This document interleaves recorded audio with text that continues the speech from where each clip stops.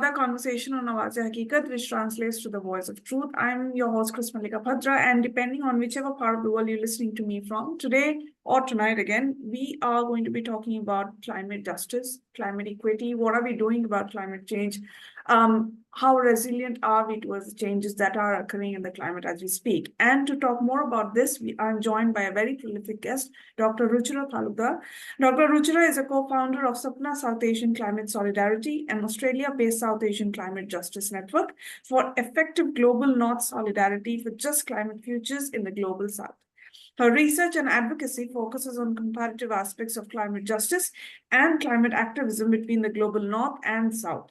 She has worked in the environment movements in India and Australia, in Greenpeace, Australian Conservation Foundation, and Friends of the Earth for almost 2 decades now. On that note, good afternoon, Ruchira. How are you doing? I'm doing great. Thanks, Chris, for having me on your program. It's an absolute pleasure, Ruchira. All right, first things first.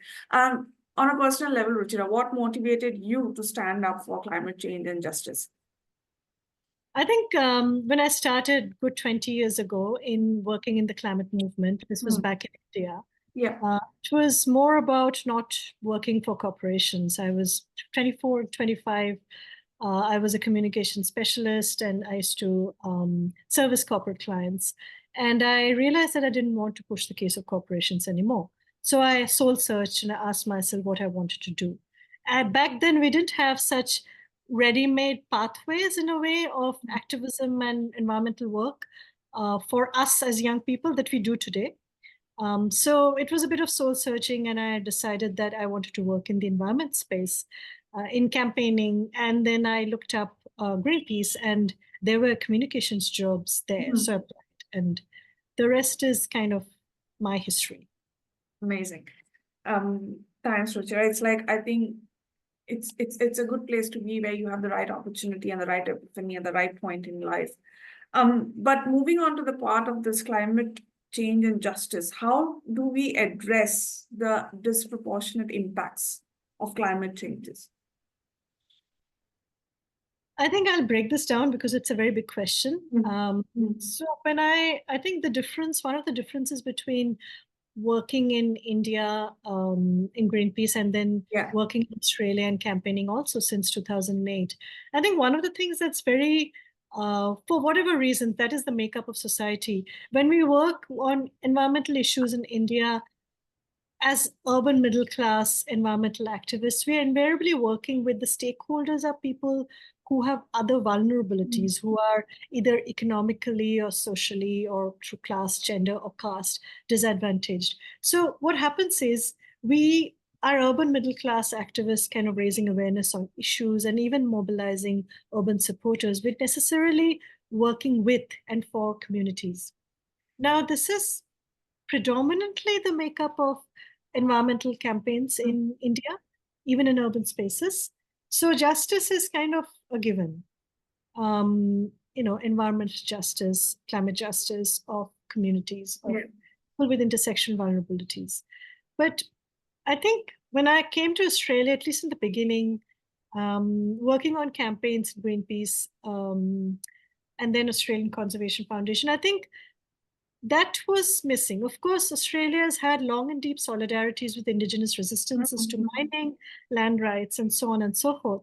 But I think the majority of campaigns in Australian environmental and climate spaces, at least 15 years ago, was to do with middle class, predominantly white Australian audiences. And it wasn't necessarily in solidarity with others. So I think as a personal experience, I felt a gap and a dissonance. But the Australian environment movement is very different now, and justice is actively spoken about. Justice for future generations from the impacts of climate change, justice for communities who are disproportionately disadvantaged as a narrative. I think I can only answer this question from the perspective of an environmental justice advocate rather than a government person. We continuously keep doing what we have to do, and we tell stories. Now, there's another element of justice that I harp on a lot because that has become the work of my life. specifically having worked in India and then Australia, is that there is a huge difference to be understood between what constitutes justice in the environmental justice in the global north and south. And of course, that's not uniform.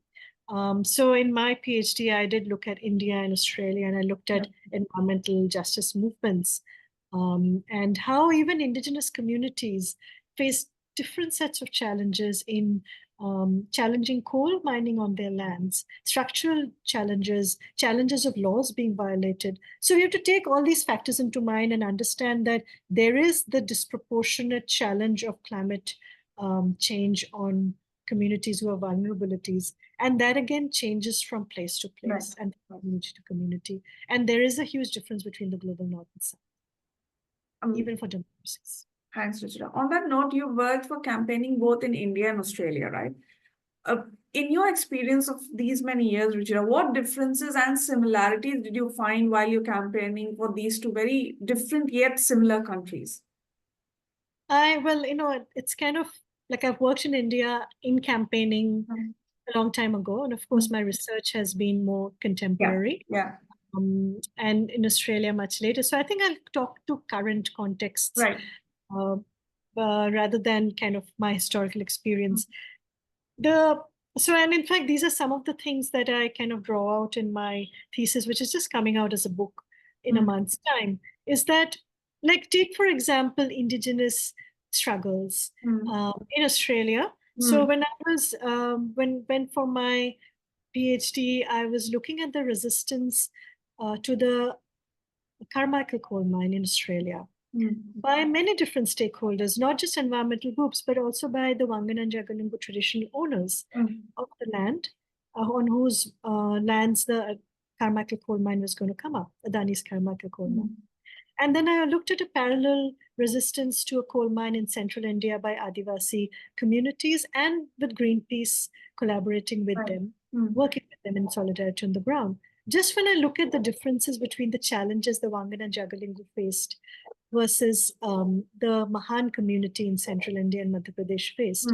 One is, in Australia, the laws are, it's interesting when you compare to democracies. In Australia, the laws are not as progressive as in India, sometimes in intent. For example, and this is at the heart of some of the, if you want to understand the levers of justice laws, levers, the Native Title Act in Australia, which came about in 1992.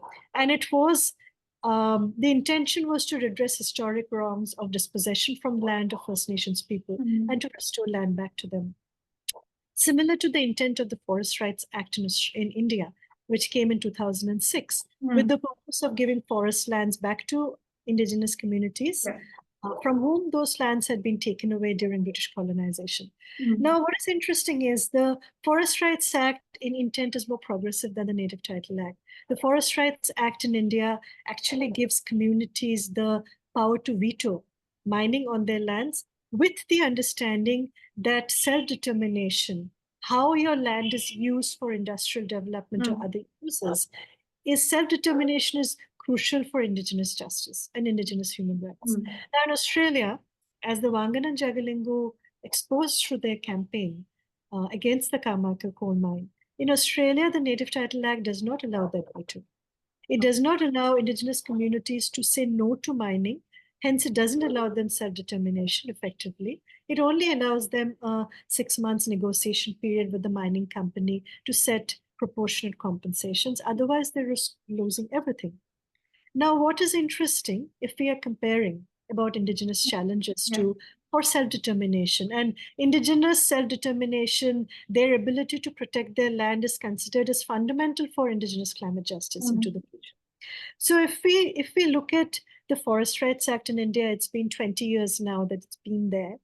The level of implementation has remained so low. What that means is such few communities might still know about the fact that an act like that exists, and they can use that act and make claims on forest land and have that land. On top of that, why is that so? Because governments and forest departments are reluctant to let go of the control they had over forests, and also because they want to give forests and lands to mining companies for mining. The other is the level of violation that happens of Forest Rights Act. So it's one thing putting it in paper that a community, a village council, a Gram Sabha can veto mining. They can have a referendum. Like we've seen in the iconic case of the Niyamgiri in Eastern Orissa, where Dongria Khan, community after community in remote hamlets said no, using the Forest Rights Act to mining, bauxite mining on their sacred hills. One thing is that communities are given that ability on paper. The other thing is when they do have a mining referendum, like we saw in the case of Mahan, my case study, they can be forged. After a referendum, signatures are forged. What that means is the paper that goes up to the minister in Delhi for approval says yes for mining instead of the no that the community said. So in Australia, though, on the ground, democracy is not that rotted, that it doesn't work like that. So a referendum would not be, but there are other ways in which a meeting can be stacked, as we saw in the case of the Wangan and Jagalingu, but there wouldn't be that level of a violation of the law. So democracy works differently in the global north and global south on the ground, and hence indigenous people can experience justice or injustice differently. So it's not black and white, the difference. The difference is in nuances, but purely if you want to understand from the perspective of indigenous people who have the history of dispossession, and now climate justice for them means that legally there are structures in place which can help them keep and restore their land on which their cultures depend. There are differences. Right. Ruchira, you spoke about two things, right? Indigenous communities and then climate justice. But I want to shed some light on climate justice for someone who is just at a very basic understanding, right? What is climate justice and how does that relate to social justice? Like you've spoken about indigenous communities and their possession of their land and culture, but I would really like you to elaborate and put in the relation between climate and social justice.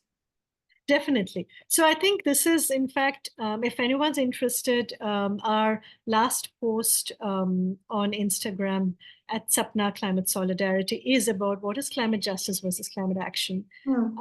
So I'm going to give you a little bit of a history also where the term comes from. So environmental, there's been a movement which has called itself the environment justice movement in the United States for a long time, since the 70s. Since the 70s, when there's been an environment movement which has been predominantly white and focusing on big wilderness preservation issues against, kind of rampant forest destruction for industrial development, looking at the bigger picture. There's also been an environment justice movement which has been composed mostly of minority, Latino, Hispanic, Black, American, poor communities, racially marginalized communities of color, on whose lands toxic waste gets dumped, on whose lands are marginalized. They are focused on, they came up with the terms they came up with the term live, work, and play. They were focused on protecting places where they lived, worked, and played because those were under threat. Their survival, and of course, these communities, these people sat at the intersection of racial, historic, economic injustice. So that long movement then transformed into the climate justice movement when the reality of climate change got accepted. And of course, for them, then they start to understand how the science of climate change interweaves through their existing injustices to create newer, bigger, more complex justices for them and their future generations. So that, in fact, is a movement-oriented story of the term climate justice. But this is essentially then what it means. The United Nations also recognizes the definition that climate justice is understanding the impact of climate change on a person or a community, and acknowledging that not all communities or people in one geography will face the same kind of impact. And again, it's so climate change and the impacts of climate change are felt disproportionately across geographies, within the same geographies, across different communities. And intersectional climate vulnerability then is about understanding who faces the worst impact. It is said, for example, that women, and we have this in our last post on Insta, if anyone's interested in looking, young women, the global south, in a way, young women from vulnerable communities socially vulnerable communities in the global south are probably the most vulnerable because they sit at the intersection of economic, social, gender, and geographical injustice. And the kind of work they do and the kind of prospects they have for the future with limited resources just getting grittier and grittier. So climate justice is understood as that, as acknowledging that there are disproportionate impacts of climate change. Also, another term to think about then is acknowledging that there are disproportionate impacts of also the new so-called solutions that are coming in for climate change, including renewables. And there's a key emphasis on Sapna's work. As South Asians, we know about the legacy of the Narmada dams. We know about how it's the world's longest running environment movement. It still continues. People are still, just last month, there were Adivasi people standing on their own lands, protesting submergence, standing knee-high in water. So solutions that we bring in today can have bearings on other communities. So climate justice is also about acknowledging the new injustices that climate solutions can create, including clean energy, and the transition for communities, and acknowledging and working with all of those. But Ruchira, when you say that climate justice is, we also have newer solutions, right? But if I think from a higher hierarchical political level, a lot of the right-winged individuals or organizations, even to this day and time, they like to believe, quotes and unquotes, that climate change is not happening. It doesn't exist. There's nothing known as climate change. What is your take toward that school of thought? That, of course, like if you ask anyone working on climate or environmental issues what their take on that is, obviously you know what answer you get, right? Yeah.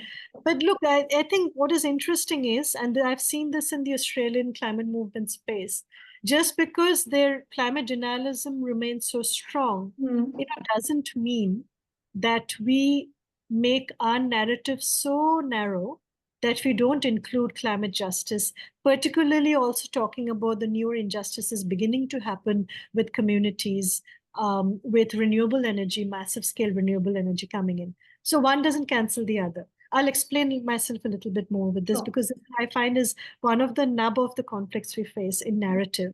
And my focus is very strongly on this, the story we can tell in which everyone can stand, if that's possible at all. So climate denialism, which is fueled by corporations who have a really strong interest in keeping coal, oil, and gas, really fueled by corporations. And, there's a lot of money that goes into think tanks that generate the kind of for science knowledge on climate denialism. And then that filters down to the ranks of the political parties and countries. We've seen that in Australia for a long time, the dominance of climate denialism. So that basically says that it's, climate change is probably not happening. And of course, we have to, kind of move towards we have to move towards clean sources to keep the air clean and so on and so forth. But we do not, we will continue to have coal, because coal, and then there'll be multiple stories that that lobby will come up with for coal. And I've seen that in my own research and writing for my thesis about, kind of talking about extolling the virtues of clean coal, talking about how coal is a force for humanity, which is something that has been talked about for a long time, given that coal fueled and coal brought electricity. So talking about those things. But because there's climate denialism doesn't mean, so I've seen this in the Australian climate movement, that because climate denialism exists, the central story in the climate movement for a long time has been that, yes, we need climate action. And of course, that's critical. They're not willing to investigate or tell stories of having just climate action, or the necessary for just climate, having speedy and just climate action. And this is my bone of contention.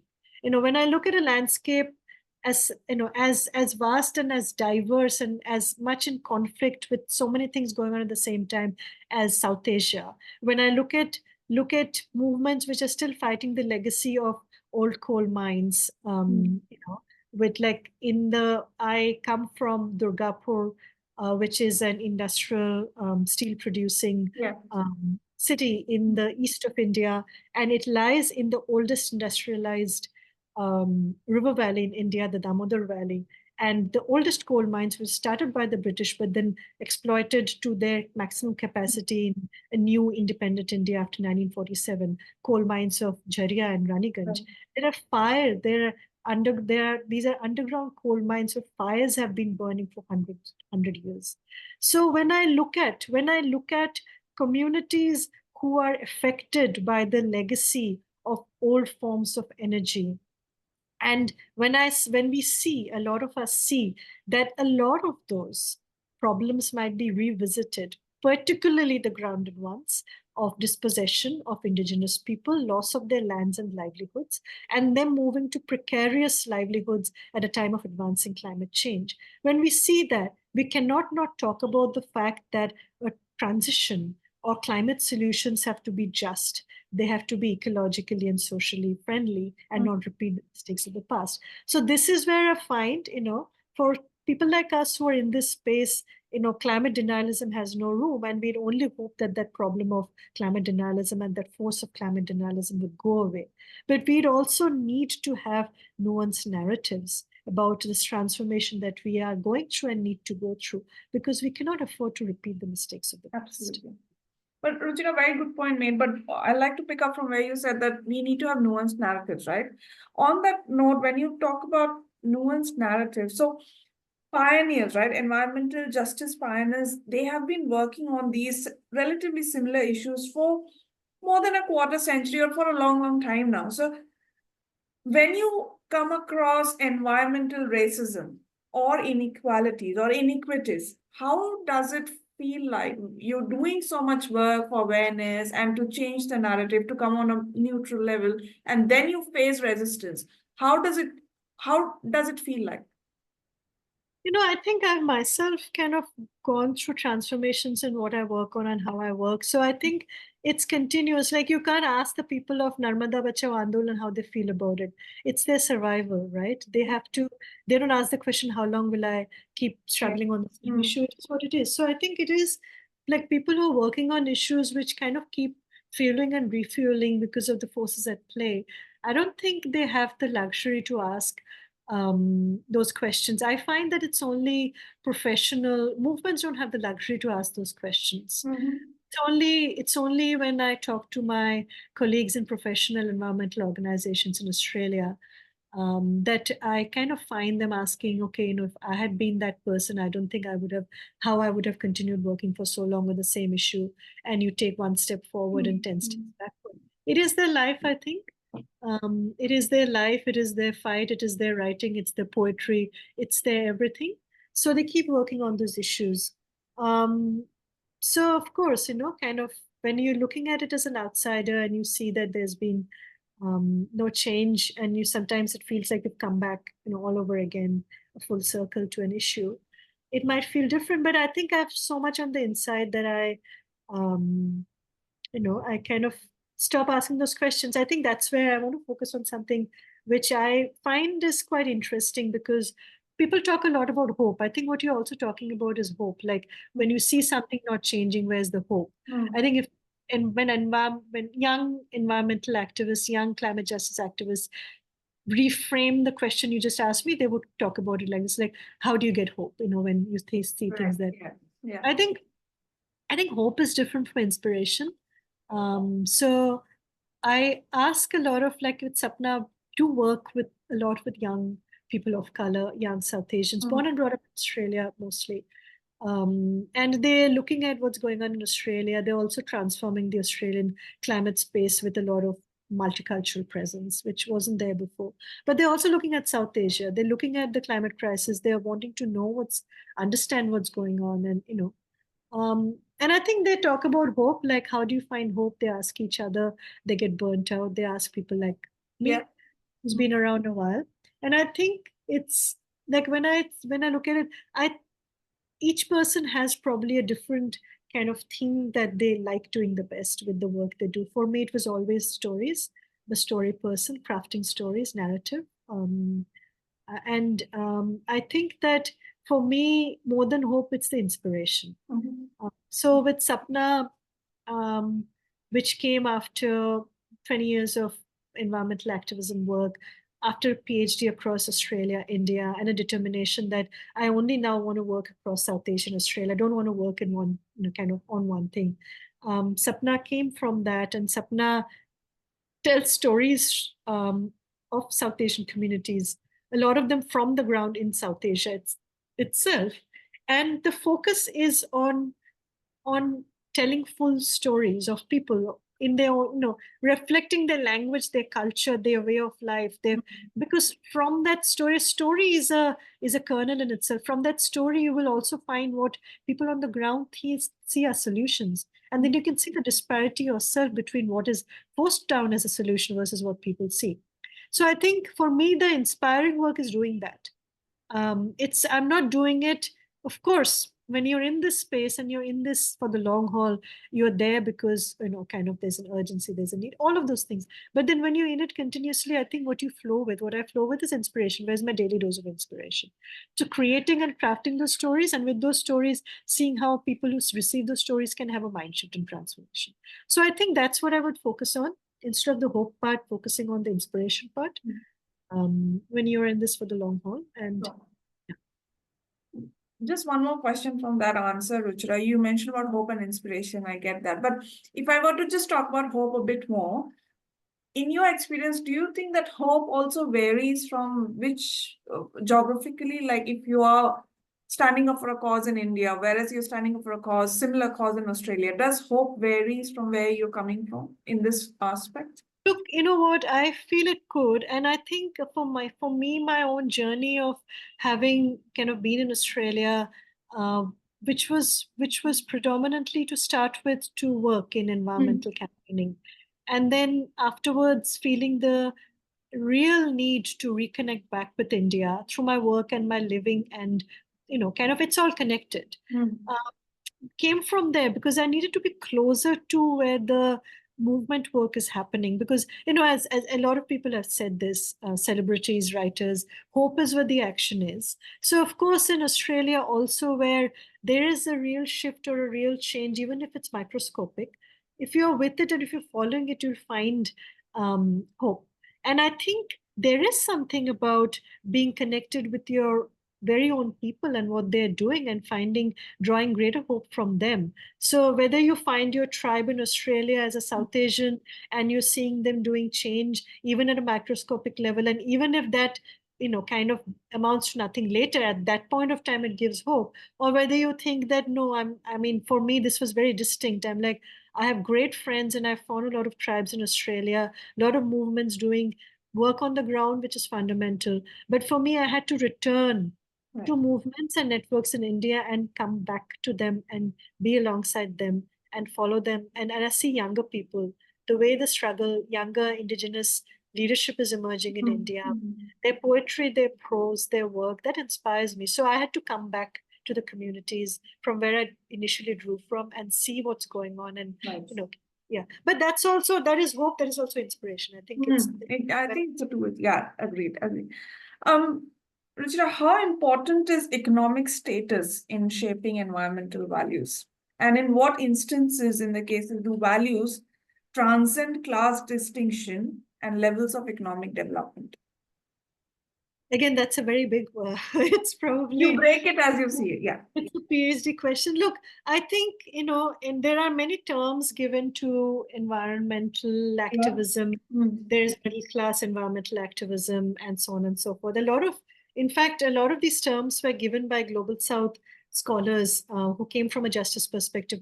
Marxist historians like Ramachandra Guha came up with the term, it came up with some terms along with the others. I think one of the distinctions Ramachandra Guha and Juan Martinez Alier made was about environmentalism of the global north and south.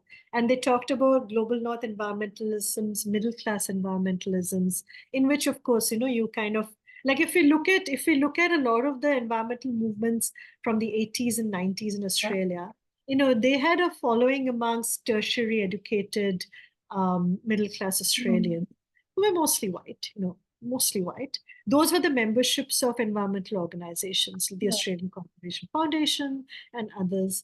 And they kind of, so then kind of, talking about money, you're talking about economic status and all of that. It's a class status. But again, there were grassroots movements who are fighting because that's like indigenous struggles against mining, in which they've sometimes forged collaborations with environmental organizations, looking at all the grassroots struggles in India, and sometimes they made international news. Like early on in the 80s, the Narmada struggle was actually something that got global solidarity because there was an international association angle there, the World Bank funding the projects. So you had Friends of the Earth, Australia, which kind of stood in solidarity, other international groups gave. So I think, of course, you need funding for climate action, funding for climate activism. Sapna cannot operate without funding and a one-person team. Those things are very crucial. But, movements are a force unto themselves. And movements can bring about a transition, and if they're long-term and if they follow through. So I think money is very important, but then kind of communities gathering together and, kind of movements, they are the ones who bring change on the ground. You need both. You need both, correct. Ruchira, with so many things happening around us, such changes occurring on a daily basis, how do you take care of your mental health? It's a very tricky one. And I think burnout is a very common issue amongst, particularly amongst young people, because young people come in with a surge of energy, and also, especially now with climate change, with a sense of doomsday cometh, and then they burn out, then they think they will change the world, and then they burn out. And I've had that too especially in Greenpeace in India, when I was my first kind of foray into this space. I think that is where, like, the older you grow, the more resilient you get. It's as simple as that. It sounds banal. But if you're doing this in the long haul, then you find your own rhythm and tempo and your own threads of inspiration, which endear to you, and hence they make you endure. So I think that is where also inspiration plays a huge role. I find that if I can wake up every morning and do the work I do, it's because I'm flush with inspiration, and it refreshes me. Right. So so I think it's a combination of just getting resilient with over time and finding your rhythm. Of course, it comes from a sense of commitment. You don't want to burn out, but it also comes from a sense of kind of having the ability to, even within the space of doing all the work you have to do in activism, doing it through means that inspire you, or getting the inspiration you need. Yeah, absolutely. I agree. And on that note, Ruchira, what would be your message to our listeners? So I'm very interested to hear from listeners what they think about, the idea of climate justice, and what their experiences are from the perspective also of the global North and South. And, if there are South Asian kind of listeners to the podcast who are now living in Australia, but they of course have the experience of having lived in South Asia, I think they would have a comparative perspective, and I would love to hear what their perspective is, whether their perspective resonates with the vision of Sapna, which I've shared briefly during the podcast. And also, I think what, the question you touched on, what gives them hope? Like, I'd be curious to hear what people think of the podcast and what for them is kind of, hope in the space of climate action and climate justice. Thank you, Ruchira. And if someone were to connect with you, where can we find you on social media? So Sapna is on Instagram at Sapna Climate Solidarity. That's our handle. And we are also on Facebook with the same handle. Those are the places you can find us. Thank you, Ruchira. This was such a heartwarming and a motivating post, and as you said, an inspiring conversation where we can seek a lot of hope from. We can seek a lot of hope from you because you're doing such amazing work at Sapna. To our listeners, if you've heard us for the first time, I hope you had a lot of positive inspiration to take away from Ruchira's experience working with climate justice, climate change, and there's so much to do that we can do on our level to ensure that the next generation has a lot of inspiration and has a hope to restore the climate. And if you have heard if you've heard me for a while, I hope you like the content that's being put on the table.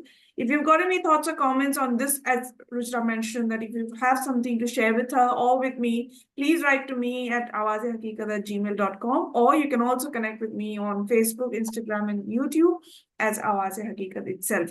On that note, Ruchira, thank you so much for joining with me, and I wish you all the best. That may we all continue to seek hope and inspiration from the work you're doing. Thank you so much.